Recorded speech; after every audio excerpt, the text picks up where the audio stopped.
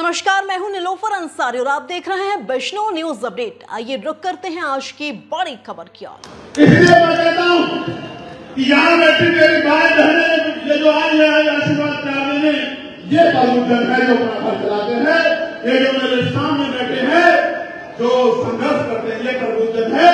और ये जो इस मंच पर बैठे हैं तमाम गरीब पिछड़े मुसलमान आदिवासी जो इस देश को प्रदेश को सींचने का काम कर रहे हैं, ये सब प्रबुद्धन है।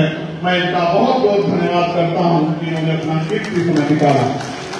प्यारे साथियों, इस मंच पर हमारे प्रदेश अध्यक्ष भाई सुनील चित्तौड़ जी, प्रदेश उपाध्यक्ष पीताम्बर प्रजापति जी, भाई सौरभ किशोर जी, इस मंडल के मुख्य मंडल प्रभारी राम गोपाल जी, भीम आर्मी के प्रदेश संयोजक भाई कौशल वाल्मीकि जी, मंडल प्रभारी मेरे छोटे भाई जयेंद्र कबीर जी, प्रदेश संगठन मंत्री श्री प्रकाश विश्वकर्मा जी, चांद भागमारे जी, बलवीर सिंह जाटव जी, प्रदीप निगम जी, रविंद्र पाल सिंह जी, जावेद वासी जी, छविराम जाटव जी, अभिषेक जाटव जी, हर्ष चौधरी जी, अमन जाटव जी, प्रोफेसर देवेंद्र सिंह जी जो मिशन 78 में हैं, भारत भूषण जी जिलाध्यक्ष कानपुर नगर, प्रदीप संगवार जी जिलाध्यक्ष कानपुर देहात, रविंद्र गौतम जी जिलाध्यक्ष औरैया, सुंदरम एडवोकेट जी जिलाध्यक्ष इटावा, प्रभात गौतम जी जिलाध्यक्ष कन्नौज, संजीव सिंह जी जिलाध्यक्ष फुलकाबाद, ओपी गौतम जी जिला संयोजक भीम आर्मी, अमित गौतम जी, सुदर्शन यादव जी जो मिशनरी गार्ड के प्रदेश संयोजक में हमारे जागृति जत्था के, सुनील कोरी जी जो महानगर के प्रभारी हैं, सिद्धार्थ गौतम जी जो महानगर के अध्यक्ष हैं, अंकित कुमार जी, सिद्धार्थ गौतम विश्वकर्मा जी और अंकित कुमार जी, साथ साथ जिन्होंने आर्थिक सहयोग किया, माननीय रविंद्र पाल सिंह जी जिन्होंने 1 लाख रुपए का सहयोग किया है, कुलदीप सिंह पाल जी जिन्होंने 25,000 रुपए का सहयोग किया है, प्रदीप निगम जी जिन्होंने 1 लाख रुपए का सहयोग किया है, लाल मोहम्मद खान जी जिन्होंने 25,000 रुपए का सहयोग किया, प्रोफेसर देवेंद्र जी जिन्होंने 25,000 रुपए का सहयोग किया है, डॉक्टर संजीव जी जिन्होंने 25,000 रुपए का सहयोग किया है, कैप्टन कप्तान सिंह जी जिन्होंने 30,000 रुपए का सहयोग किया है, हमारे ब्रिजेश कटियार जी जिन्होंने अर्जक संघ की तरफ से 50,000 रुपए का सहयोग किया है, हमारे भीम आर्मी के साथी कितने ओपी गौतम जी और उनकी पूरी टीम ने 20 रुपए की शस्त्रशील कटा के 1 लाख रुपए का सहयोग इकट्ठा किया। साथ साथ इस मंच पर उपस्थित सम्मानित वक्तागण जिन्होंने अच्छे सुझाव दिए हैं, प्रोफेसर ब्रिजेश चंद्र कटियार जी जो विभागाध्यक्ष है बायोकेमिकल इंजीनियर डिपार्टमेंट के, केदारनाथ सचान जी जो पूर्व राष्ट्रीय सचिव अपना दल के, प्रोफेसर धर्मेंद्र जी जो जनता डिग्री कॉलेज इटावा में है, डॉक्टर जी सचान जी जो चेयरमैन बिरला ग्रुप हैं, पत्रकार अशोक यादव जी, धर्मेंद्र कश्यप जी जो पूर्व में स्वदेव राजगढ़ पार्टी में थे, श्रीराम पाल जी जो शिक्षक हैं, श्रीमती जीत मित्रा जी, प्रोफेसर राघवेंद्र प्रताप सिंह जी और तुलसी राम वाल्मीकि जी, भाई गंगा राम पाल जी जो पूर्व मंडल कोऑर्डिनेटर है बसपा के, आज उन्होंने आजाद समाज पार्टी में आस्था विश्वास दिखाया है। मैं उनका स्वागत करता हूं और आजाद समाज पार्टी में उनका स्वागत है। साथ साथ हमारे भीम आर्मी के संरक्षक है यहाँ श्री श्यामलाल बोस जी, श्री मोलचंद जी, मास्टर तुलसीराम जी, अरविंद पेंटर जी, इंजीनियर हीरालाल जी, गंगाराम पाल जी, रामअवतार वर्मा जी, डॉक्टर जी सचान जी, नरेश पाल जी, राम स्वरूप जी, श्री कांता जी, केदारनाथ सजान जी, एडवोकेट घनश्याम जी, सुदेश कुमार भोग जी, पृथ्वीपाल मौर्य जी, संतोष वर्मा जी, विजय बाबू हजारिया जी, मैकुलाल छोटे जी, सुंदरलाल धर्म जी, रामशंकर रघुवंशी जी, कुलदीप जी, पीएम निराला जी, बलमोहन दास जी, कैलाशनाथ सोनकर जी, हीरालाल जी, यजवंतन राव जी, छत्रपाल जी, रमेश कुमार बख्शी जी, मेवालाल धर्म जी, महेंद्र पाल जी, विनय बिहारी जी, विनोद बिहारी जी, एडवोकेट शशिकांत जी, रविंद्र कुमार मधुर जी, शिवनाथ बाबू जी, प्रेमचंद वाल्मीकि जी, रामकृष्ण वर्मा जी, मोहनलाल जी, राम करपाल जी, सूर्य नारायण जी, नरेश चंद जायसवाल जी, आप सबका मैं बहुत बहुत धन्यवाद करता हूँ। जब यहाँ मैं पसीने पसीने हो रहा हूँ तो आप लोगों के क्या हाल होंगे, लेकिन मेरे उन नौजवानों से बिल्कुल नाराजगी रहेगी जिन्होंने मेरी बात को मानने के बाद क्यों बैठे नहीं। उनसे मेरा प्यार नहीं हो सकता और वो मेरे सिपाही नहीं हो सकते। मैं इस बात को मानता हूँ, क्योंकि जो मेरा सिपाही है उसको तो मैं रात को 12 बजे 1 बजे भी कह देता हूँ कि आंधी से टकराना है, वो फिर पीछे पलट के नहीं देखता है। मैं इस बात को जानता हूँ। प्यारे साथियों, आज मैं अपनी बात कबीरदास जी के उस दोहे से शुरू करूंगा जो आप सबके लिए बहुत महत्वपूर्ण है। कबीर खड़ा बाजार में लिए लुपाटी हाथ, जो घर डाले अपना चले हमारे साथ। मैं इसका मतलब भी आपको समझा देता हूं। कबीरदास जी बाजार में लाठी लेके खड़े और ये कह रहे हैं कि जो अपना घर फूकना चाहता हो, जलाना चाहता हो, वो इस आंदोलन में हमारे साथ चले। प्यारे भाइयों, ये आंदोलन प्राप्त करने का नहीं, ये आंदोलन देने का है।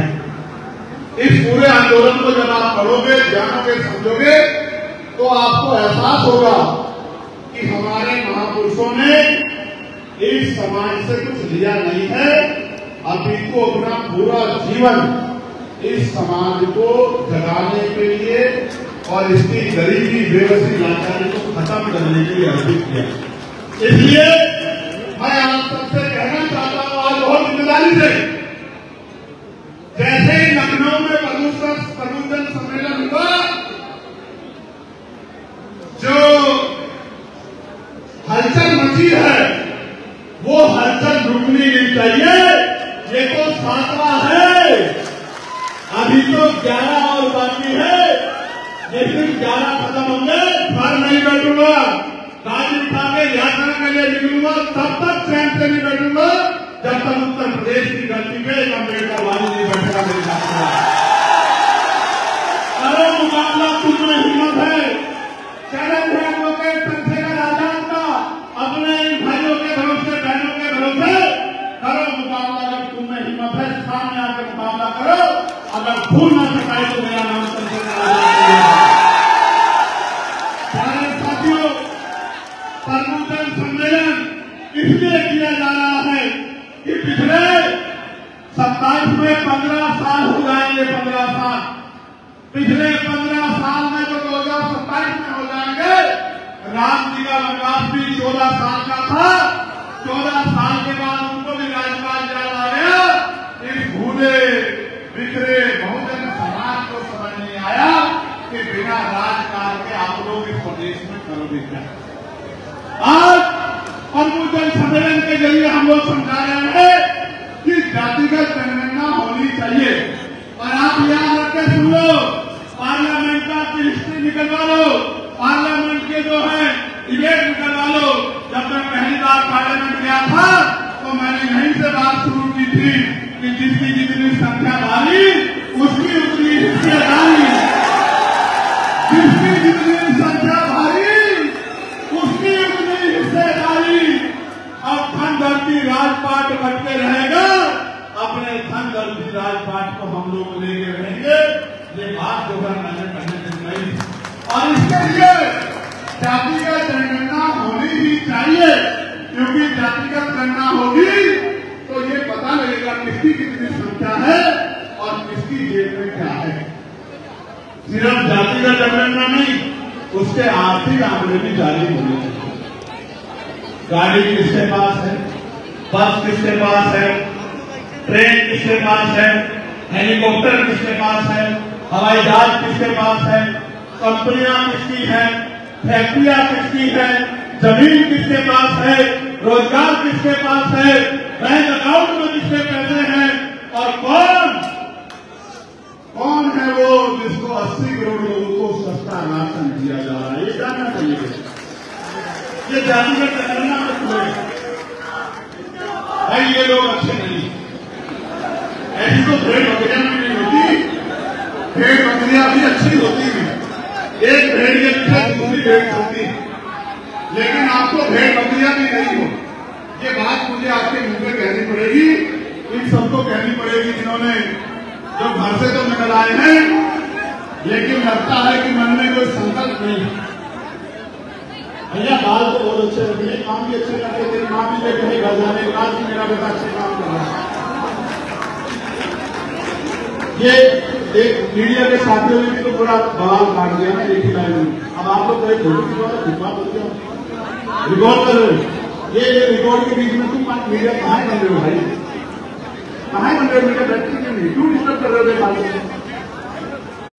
आपको जान को गेट खुला हुआ निकलवा दो, मत लेना कि भैया वहां बैठने नहीं दिया आपने। इस बार अगर तुम्हें एक भी खड़ा हुआ तो आज याद रखना कि गेट खुलेगा। अब तुम मेरी बात को याद रखना, तुम्हें पता ना मैं झूठ नहीं बोलता हूँ, क्योंकि तुम लोग वैसे इतने सारे लोगों से मैं जो दर्द में याद करना चाहता हूँ वो भी उसको भी डिस्टर्ब होना चाहता हूँ, ठीक है। तो प्यारे साथियों, क्या करा खड़ा कर दिया, नींद कर क्या, बैठ जाए यार।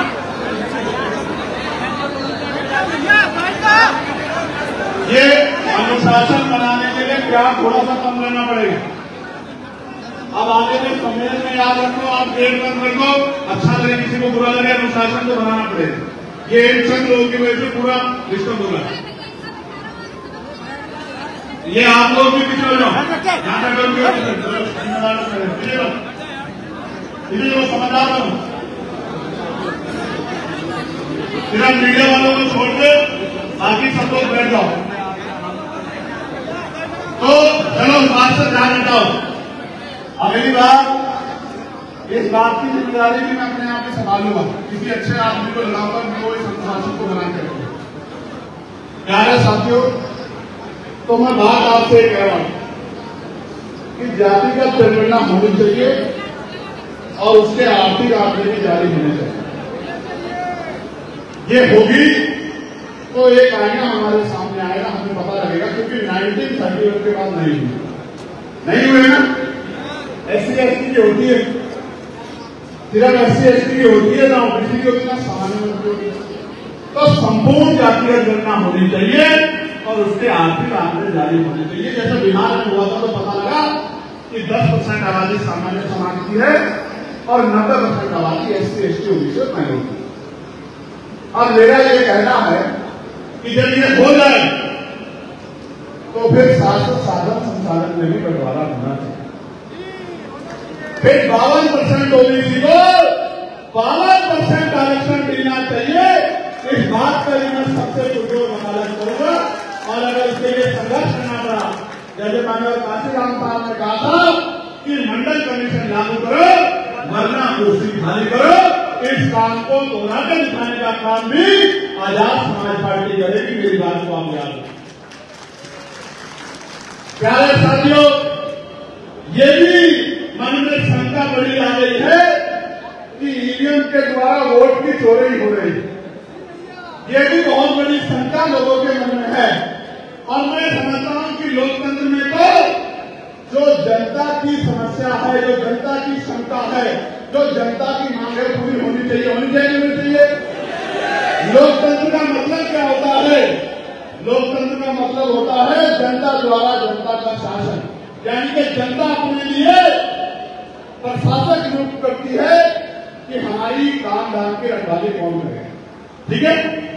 तो जनता ये चाहती है आप भी आज बता दो, बैलेट से चुनाव होना चाहिए या ईवीएम से? ईवीएम से कह रहे हो क्या? समझ नहीं आ रहा। जब मैं कहूंगा बैलेट से, और अगर आप सहमत हो तो जोर से नारा देना चाहिए, ईवीएम से होना चाहिए या बैलेट से होना चाहिए? एक और बार बताओ, मजा नहीं आया। बैलेट से होना चाहिए क्या? बहुत अच्छे। तो जनता की मांग को प्रमुखता से रखना हमारी जिम्मेदारी है, इसलिए बैलेट से चुनाव होना चाहिए, हमें इस वोट में ध्यान देना चाहिए। जबकि मैं तो ईवीएम से जीत के आया हूं, लेकिन जो लोग मेरे चुनाव में गए वो जानते हैं कि घंटा लेकर अखबार की है हमारे लोगों ने 100 महीने जब तक रिजल्ट नहीं आया, ऐसा नहीं जाना। 24 घंटे मशीन सो जाती थी, फिर आदमी आजाद समाज पार्टी का नौजवान नहीं सोता था, इस तरह से जो है काम की करा के जीते। अब अंतर भी छोटा मोटा नहीं है, 1.5 लाख से ज्यादा वोट से जीते। कितने वोट से? ये आपकी मेहनत। मैं कानपुर मंडल के साथियों का भी धन्यवाद दूंगा। जब मैं वो चुनाव लड़ रहा था, आपने अपनी मेहनत की कमाई के पैसे जुटा के यहां से भेजे। मैं अपने मिशन सेवनवेव के साथियों का, लीगल सेल के साथियों का, किसान मोर्चा के साथियों का, भाईचारा कमेटी के साथियों का बहुत बहुत धन्यवाद करूंगा। मेरी क्या औकात है कि मैं चुनाव लड़ूं, बहुत पैसे लगते हैं। ये तो आप लोगों ने हिम्मत जुटाई, अपनी मेहनत कमाई से पैसा भेजा, उससे हमने चुनाव लड़ा और ये करके दिखाया कि अगर हमें मौका मिलेगा तो हम बहुत कुछ कर सकते हैं। मैं ज्यादा कुछ नहीं कर रहा हूं, मैं इस देश में अपने महान पुरुषों के आंदोलन को आगे बढ़ाने का काम कर रहा हूं। जिस आंदोलन को राष्ट्रपिता ज्योतिबा फुले ने चलाया, उनके बाद छत्रपति साहूजी महाराज ने चलाया, उन्होंने 50% किया था। मैं 52 की बात कर रहा हूं। तो भाई बताओ, 60-70 साल में, ये तो समझो 1902 की बात है। 123 साल बाद अगर मैं 2% और आगे बढ़ा रहा हूं तो कौन सा बड़ा काम कर रहा हूं? आप बताओ। बढ़ना तो 60% चाहिए था। और शेड्यूल कास्ट में चमार, वाल्मीकि, पासी, धोबी और जायसवाल को, तमाम लोगों को, इनके बच्चों को कौन आगे बढ़ने दे? इसलिए मैं मानता हूं, क्योंकि अभी सामाजिकता नहीं आई है, अभी समाज, देश पूर्ण रूप से जो है नैतिक नहीं हुआ है कि आपके हक को आपको दे दे, आपको तो लड़के लेना पड़ेगा अभी भी। इसलिए कह रहा, इसलिए मैंने पार्लियामेंट में प्राइवेट मेंबर बिल लाके कहा कि निजी क्षेत्रों में भी SC, ST, OBC के लोगों को आरक्षण का लाभ मिलना चाहिए। बताओ, मिलना चाहिए, मिलना चाहिए? जोर से बताओ। माँ भी तभी दूध पिलाती है जब बच्चा तलवार मार के रोता। आप घर में चुपचाप बैठे हो तो लोगों को लगता है इनको कुछ चाहिए भाई, ये नहीं समझे? इसलिए जागरूक करने निकला हूं कि जाग जाओ, इकट्ठे हो जाओ, अपने हक ले लो, वरना वो दिन दूर नहीं कि आजादी से अपने बात रखने की आजादी भी देश में खत्म हो जाएगी। मैं आपको एक उदाहरण बताता हूं, इतना बैकलॉग है। आज ही मैंने रिपोर्ट पढ़ी, मैं एयरपोर्ट पे था, एक इतना बड़ा विमान हादसा हुआ, 300 के लगभग लोगों की जान चली गई। और आज की मैं रिपोर्ट कर रहा था कि 53% बैकलॉग है, 53% नियुक्तियां खाली पड़ी है, लेकिन सरकार को नहीं समझ में आता कि 53% नियुक्तियां भरनी है। आप समझो, 2 आदमी का काम 1 आदमी से ले रहे, इसलिए कई बार नुकसान उठाना पड़ रहा। तो ये मांग भी हमने बहुजन सम्मेलन के जरिए अपने लोगों तक पहुंचाने का काम किया। प्यारे साथियों, क्योंकि बातें बहुत सारी हैं और उन पर आपसे चर्चा करनी, इसलिए मैं यहां से शुरू करूंगा कि मैंने पार्लियामेंट में सरकारी सिस्टम किस तरह सुधरे अस्पतालों में, इसके लिए ये मांग रखी थी कि अगर इसको सुधारना है तो हमें सबसे पहले सरकारी हॉस्पिटल में ये सुनिश्चित करना पड़ेगा कि नीति बनाने वाले और नीति लागू कराने वालों के परिवार का हित उससे जुड़ा। कैसे?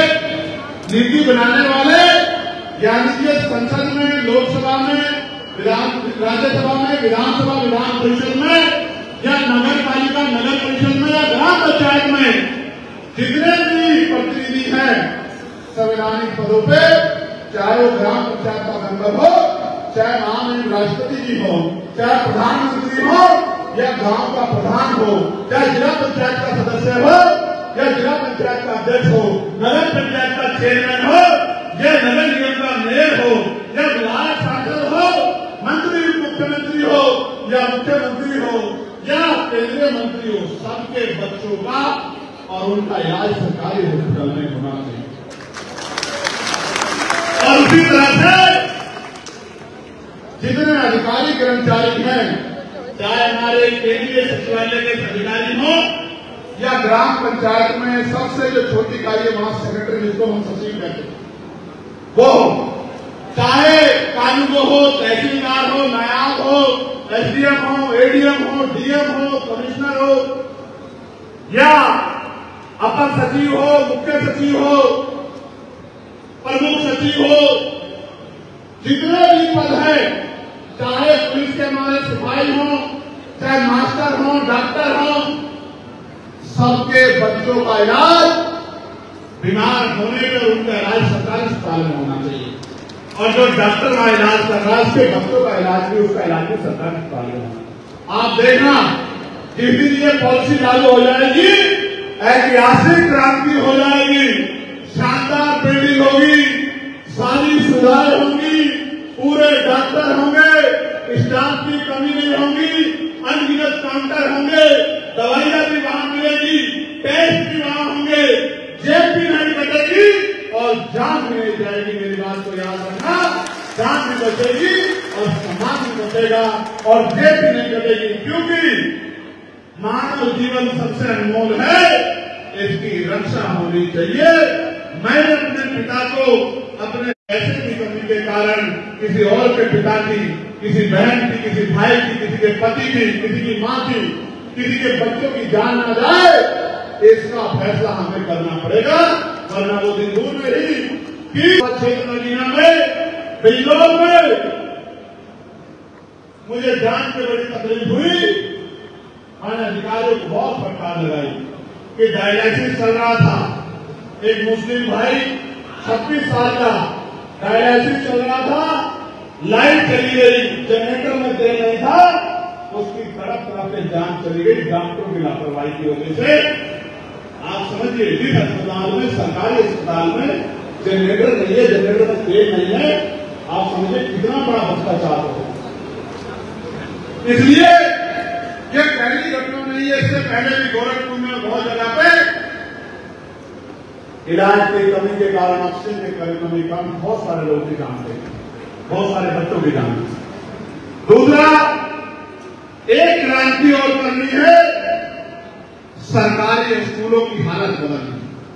और आपने देखा ये सरकार तो सरकारी स्कूल बंद कर रही है, 22,000 है, 22,000 सरकारी स्कूल बंद करने का काम ये उत्तर प्रदेश की सरकार कर रही है। आप मुझे बताओ, कटियार साहब आप प्रोफेसर हैं, सरकारी स्कूल में किसके बच्चे पढ़ते हैं? अमीरों के या गरीबों के? ईमानदारी से बताओ। गरीबों के, किसानों के, मजदूरों के भविष्य बदलता स्कूल से। मैं प्राइवेट स्कूल में पढ़ के आया हूं, मैं सरकारी स्कूल में पढ़ा इंटर तक, मैंने ग्रेजुएशन सरकारी स्कूल में की है। तो मेरे जैसा आदमी सरकारी स्कूल से पढ़ के वकील बन सकता है, लोकसभा का सांसद बन सकता है। उन सरकारी स्कूलों को एक योजना के तहत बंद किया जा रहा है कि सरकारी स्कूल बंद हो और प्राइवेट स्कूल वालों की हो जाए, सरकार को डोनेशन मिले और गरीबों के बच्चों का भविष्य खराब हो जाए। किसान का बेटा किसान बने और मजदूर का बेटा मजदूर बने, मजदूर का बेटा वकील, डॉक्टर, इंजीनियर, IAS ना बने। ये सोची सपनी साजिश है, हमें ये समझना पड़ेगा। इसलिए मैंने पार्लियामेंट में कहा कि भाई एजुकेशन पॉलिसी अच्छी होनी चाहिए। सबके पास समस्या है, सब कहते हैं ये समस्या, ये समस्या। मैंने पार्लियामेंट में समस्या का जिक्र नहीं किया, मैंने समाधान का जिक्र किया।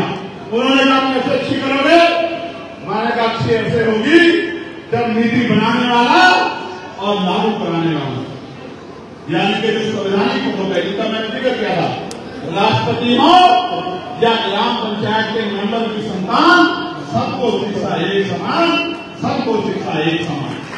तो मैंने कहा जब जो टीचर पढ़ाता है, जो जिलाधिकारी उसका निरीक्षण करता है, उसकी निगरानी करता है, जो कमिश्नर जिले की निगरानी करता है, जो सेक्रेटरी और तमाम अधिकारी हैं जो कमिश्नर की जिले की निगरानी करते हैं, जो संवैधानिक पद हैं, डीएम हो, एसडीएम हो, कमिश्नर हो, पटवारी हो, तभी बेली भी अच्छी होगी, पंथों की लड़ाई ऐसी लड़ेंगे, क्योंकि बड़ों लोगों के बच्चों की बात है, उनके बीच से हमारे भी कर जाएंगे।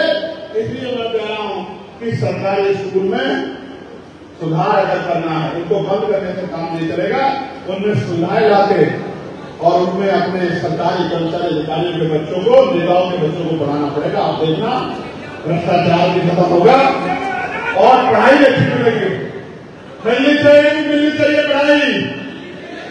कितने मैंने नाम गिना है, राष्ट्रपिता ज्योतिबा फूले, माँ फातिमा शेख, माँ सावित्रीबाई फूले, माँ रमाबाई, कितने नाम गिना है, ब्रह्मानंद लोधी जी, कितने नाम लिखवाए, रामसू पटना जी, कितने नाम आपको बताया, प्रकाश वाल्मीकि जी, ये सब शिक्षा के वजूद थे। इसलिए कह रहा हूं, और बाबा साहब ने तो कहा शिक्षा श्रेणी का वजूद है जो पिएगा वो है। आज अगर चंद्रशेखर यादव के बोल रहा है तो ये उस शिक्षा की देन है जो बाबा साहब अम्बेडकर के संविधान में हम सब मिलकर देने का काम है। साथियों, जितना बैकलॉग है उस बैकलॉग को भरा जाना चाहिए और पढ़े लिखे नौजवानों को रोजगार देना चाहिए।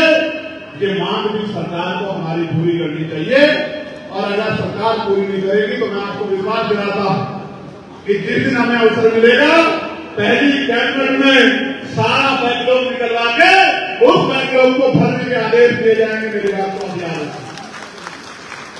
दूसरा, जितनी भी परीक्षाएं होंगी उसमें जो शुल्क लिया जाता है वो शुल्क को हम लोग जीरो करने का काम करें। मेरी बात को ध्यान रखें। चाहे किसी भी डिपार्टमेंट की भर्ती हो, कोई शुल्क नहीं लगेगा और परीक्षाएं निष्पक्ष होगी।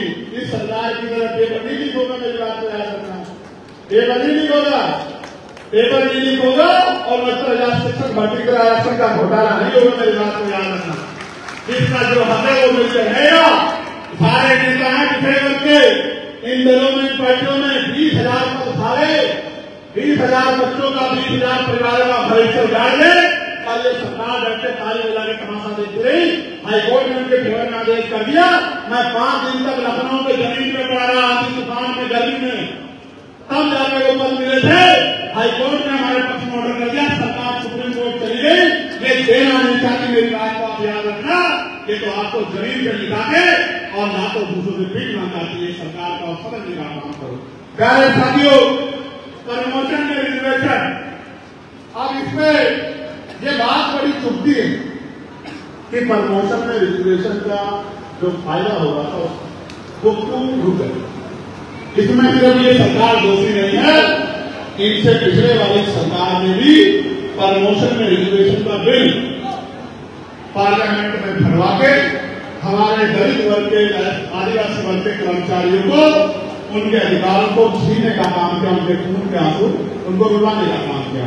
अगर इनकी जरूरत में होता तो मैं कहता एससी एसटी के साथ ओबीसी और माइनॉरिटी को भी जोड़ लो, इनको भी प्रमोशन में रिजर्वेशन का नाम दो, इनको भी प्रमोशन रिजर्वेशन का नाम देके मुख्य पदों पे जाने का मौका दो।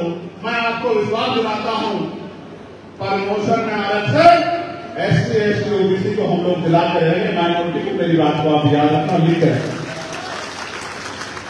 और पुरानी पेंशन को जिस तरह खत्म किया गया, आज हमारे साथ सचान जी हैं। सचान जी जैसे सीनियर लोग पुरानी पेंशन की वजह से हर परिवार में सम्मान का जीवन प्राप्त करते थे। तुलसीराम जी सम्मान का जीवन प्राप्त करते थे। परिवार में दिक्कत होती थी और संघर्ष करने वालों की मदद भी कर पाते थे, लेकिन पुरानी पेंशन खत्म करके इस समाज की रीढ़ तोड़ने का काम कर दिया। तो इसी सरकार ने, जो केंद्र और राज्य में इसी सरकार ने काम करने का। तो मैं आपको विश्वास दिलाता हूं कि पुरानी पेंशन को लागू कराने के लिए हम लोग पूरा प्रयास करेंगे कि पुरानी पेंशन लागू हो जाए। प्रत्येक गांव में पक्की सड़कें बनाने के लिए, और जो बिजली का बिल है, आप बताओ बिजली विभाग को निजीकरण की भेंट चढ़ा रहे हैं, देखा नहीं देखा, मैं सुना नहीं सुना। आज 1 लाख परिवारों को उनकी सरकारी नौकरी छीनने का, और तमाम तरह से जो आप सुनना मेरी बात को क्यों कर रहे हैं प्राइवेट, आपको पता है, जानना चाहते हो? बिजली प्राइवेट होगी तो महंगी होगी तो गरीब लोग सोलर की तरफ भागेंगे, और सोलर का काम किसके पास है? गूगल पे सर्च करके देख लेना, आपको पता लग जाएगा कि किसको मदद करने का काम किया जा रहा है, इसलिए बिजली को महंगी करने का काम किया जा रहा है। मैं आपको स्पष्ट तौर पर कह रहा हूं, अगर निजीकरण के जरिए इन कर्मचारियों की नौकरी छीनने का काम करेगी सरकार, तो उत्तर प्रदेश में बंद उड़ाने का काम हम लोग करेंगे। पूरे उत्तर प्रदेश की सिस्टम को ठप करने का काम हम लोग करेंगे, उन अधिकारी कर्मचारियों की रक्षा करने का काम करेंगे। और मैं बिजली विभाग के साथियों के साथ साथ अन्य विभाग के साथियों को भी बताना चाहता हूं, जलते घर को देखने वाले फूस का छप्पर आपका है, आपके पीछे तेज हवा है, आगे मुकद्दर आपका है, उसके कत्ल में मैं भी चुप था, मेरा नंबर अब आया, मेरे कत्ल पे आप भी चुप हो, अगला नंबर आपका है। आज बिजली विभाग के जो लोग चुप है, अधिकारी कर्मचारी दूसरे ढालोगे, कल आपके भाग का नंबर आएगा, तब एक ही आदमी आपके लिए खड़ा होगा, एक ही संगठन आपके लिए खड़ा होगा, एक ही पार्टी आपके लिए खड़ी होगी, वो है भीम आदमी आजाद समाज पार्टी, और आपके लिए संघर्ष करने वाला भाई चंद्रशेखर आजाद। प्यारे साथियों, आज कानून व्यवस्था का क्या हाल है? कानून व्यवस्था का यह हाल है, गरीबों की बच्चों की अस्पताल लूट रही है, उनके घरों को जलाया जा रहा है, उन्हें मार पे लटकाया जा रहा है, कोई सुनने वाला नहीं है। कौशाम्बी में क्या हुआ? कौशाम्बी में जिस परिवार के को अपमान झेलना पड़ा, उसी परिवार के लोगों को जेल जाना पड़ा। कौशाम्बी में 5 समाज के लोगों के साथ क्या हुआ? हमारी टीम वहां गई थी, और बहुत जल्द मैं भी कौशाम्बी के परिवार से मिलने के लिए जाऊंगा। इस मंच से आपको ऐलान करके कह रहा हूं, उनकी लड़ाई लड़ने का काम करूंगा।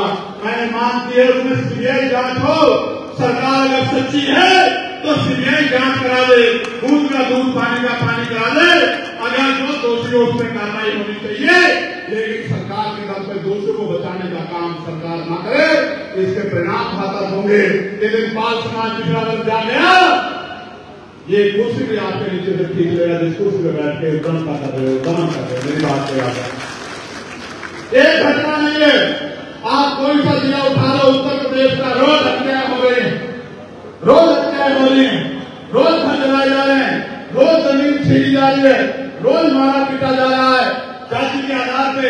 और इस कानपुर में आ जाओ, दूर दूर जाते रहो, सीएम ईमानदार था तो निलंबित हो गया, हो गया नहीं हो गया, कानपुर में हुआ नहीं हुआ, कल ही तो हुआ है साहब, कल परसों में ही तो हुआ, भूल तो नहीं गए। सीएमओ को कह रहे हैं सिस्टम का हिस्सा बन जाओ, कौन से सिस्टम का हिस्सा बनाना चाहते हैं? सीएमओ ने कहा सिस्टम का हिस्सा नहीं बनूंगा, सीबीआई ने जिस संस्था को चार्जशीट की है उसको काम नहीं दूंगा, तो सीएमओ निलंबित हो गए। और सीएमओ बेचारे पीसी करके कह रहे हैं कि मेरे साथ अन्याय हो गया, और आधी सरकार उनकी तरफ है और आधी सरकार दूसरों की तरफ। और मैं यहां से सीएमओ साहब को कहना चाहता हूं, समाज में रहोगे तो आपकी तरफ हाथ उठाने से पहले 1000 बार चंद्रशेखर आजाद से लड़ना पड़ेगा, सरकार हो जाएगी। और अगर उन्हीं के गुणगान गाओगे, उन्हीं की बात बोलोगे, उन्हीं की बोली बोलोगे, उन्हीं के विचार में रख जाओगे, तो निलंबित नहीं होंगे, तमाम तरह का अपमान सहना पड़ेगा, कोई पूछ नहीं आएगा। मेरी बात करना संदेश के तौर पर कह रहा हूँ। इस मंच से सीएमओ के माध्यम से तमाम अधिकारी कर्मचारियों को कह रहा हूँ, पिछड़े दलित वर्ग के, मुस्लिम समाज के और न्याय प्रतिष्ठा समाज के अधिकारी कर्मचारियों को कह रहा हूँ, अभी भी वक्त है। आप बहुत बड़ी जिम्मेदारी आपके कंधों पर, समझदारी से काम करो। समाज साथियों, प्रदेश भर में मॉब लिंचिंग की घटनाएं हो रही, मॉब लिंचिंग, और स्पेशली मुसलमानों को तो टारगेट करके, हमारे यहाँ मुस्लिम समाज के लोग बैठे, मुसलमानों को तो टारगेट करके मारा जा रहा है। अगर जांच भी नहीं होगी तो पता लग जाए कि मुस्लिम नाम है, बुलडोजर चलेगा, पीटा जाएगा, गोली लगेगी, खान लड़ी जाएगी, और अगर पता लग जाए कि मुख्यमंत्री के परिवार के लोग हैं तो कितना बड़ा अपराध करने, कोई सजा नहीं होगी, पूरी छूट दी जाएगी, और अपराध करो और मत करो, कोई पूछने वाला नहीं।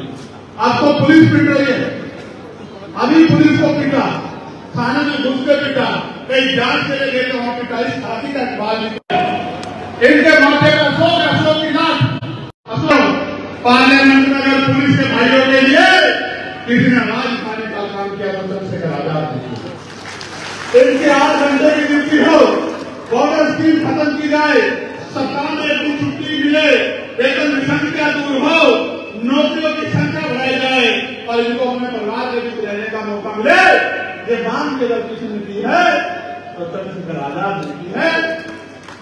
प्यारे साथियों, आशा बहनों का की वेतन वृद्धि हो, आंगनबाड़ी बहनों की वेतन वृद्धि हो, भोजन माताओं बहनों की वेतन वृद्धि हो, ग्राम पंचायत को रोजगार सेवक हैं, पंचायत सहायक हैं, पीआरडी के जवान हैं, होमगार्ड के जवान हैं, उनकी भी पंचा वृद्धि, उनके वेतन वृद्धि की मांग अगर किसी ने की तो पार्लियामेंट में जाकर चंद्रशेखर आजाद ने की, आपकी शक्ति से की, आपकी हिम्मत से।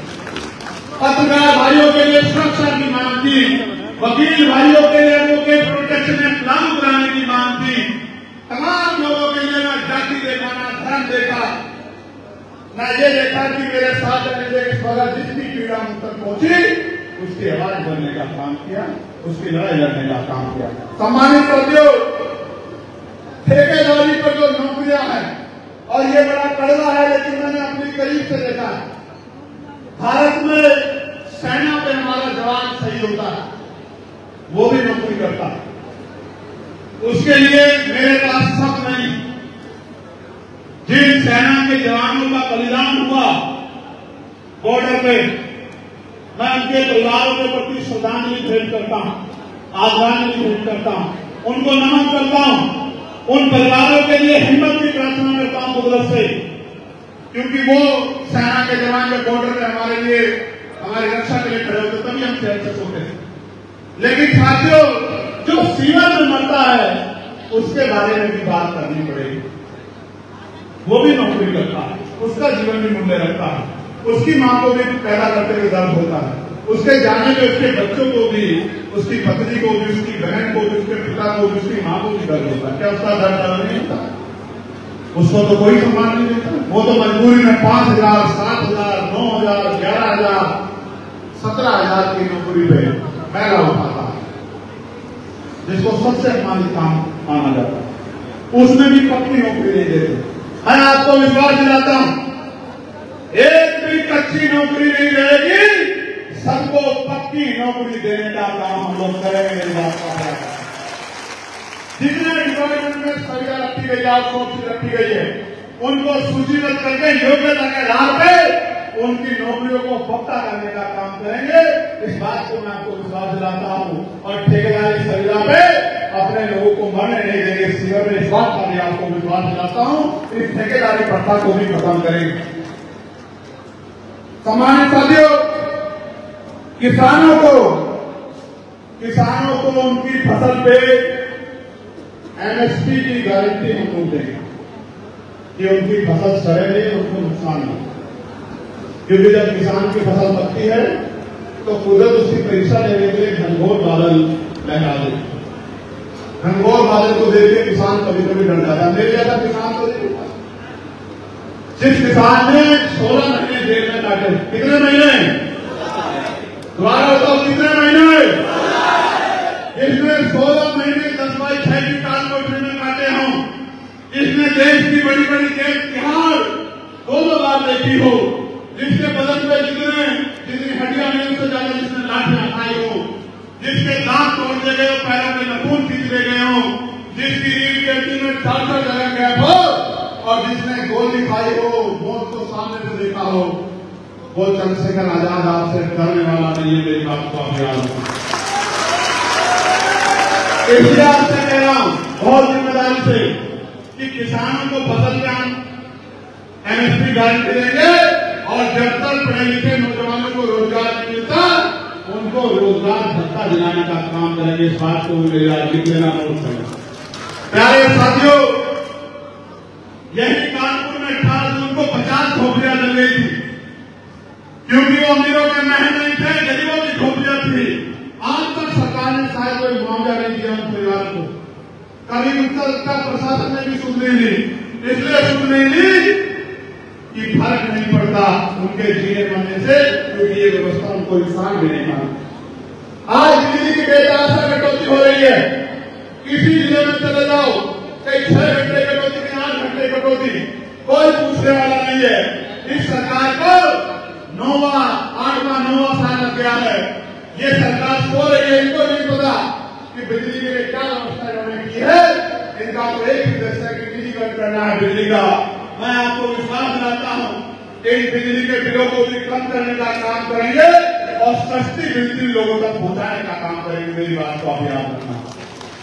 प्यारे साथियों, शिक्षा मित्र बहुत परेशान आंदोलन कर रहे हैं, उनका समायोजन करने का काम भी हम लोग करेंगे, जो ये सरकार नहीं कर पाई।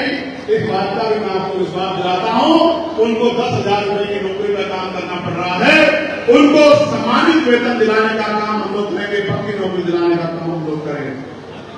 और प्यारे साथियों, मैं इस मंच से तमाम SC ST OBC के साथ साथ अपने मुस्लिम भाइयों से भी ये प्रार्थना, ये निवेदन करने के लिए आया कि आप लंबे समय से ठगे गए, तमाम तरह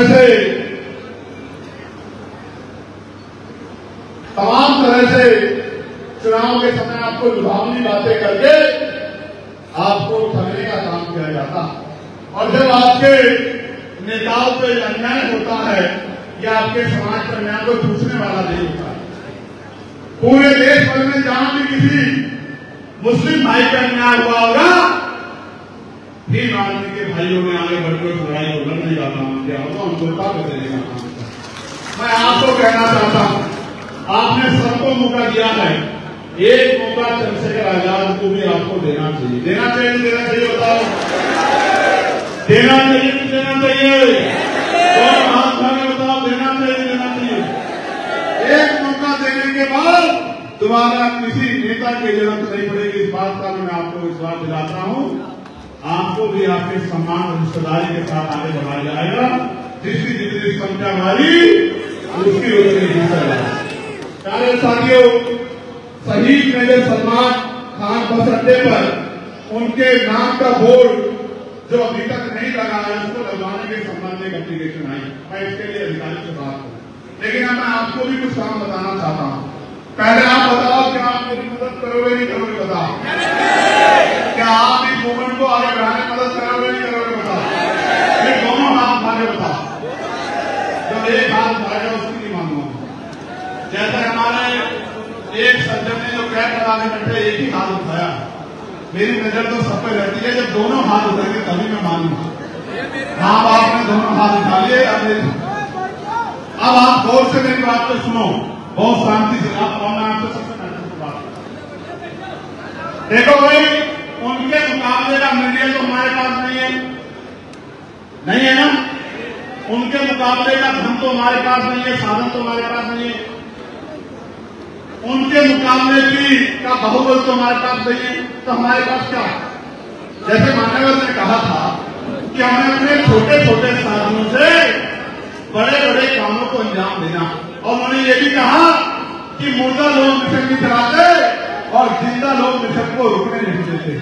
मैं आज आपको विश्वास दिलाता हूं, जेल में आपकी किसी से नाराजगी हो सकती है, विधानसभा स्तर में आपकी किसी से नाराजगी हो सकती है, प्रदेश स्तर पर मंडल स्तर पर आपकी नाराजगी हो सकती है, लेकिन ये नाराजगी व्यक्तिगत नहीं है, ये आंदोलन वैचारिक है। हमें पीछे नहीं हटना किसी की बातों से, हमें लगातार आगे बढ़ना है और इस कारवा को मंजिल तक पहुंचाना है और मंजिल तक पहुंचा के उन गरीब माओं के आंसू पूछने हैं, उन गरीब बहनों के आंसू पूछने हैं, उन भूखे पेटों में रोटी पहुंचानी है, उन टूटे छपरों को मकान में बदलना है और उन उदासी वाले चेहरों पर खुशी लानी है, रोशनी। ये काम अकेले हम सब लोग नहीं कर सकते जब तक आपका साथ नहीं देगा।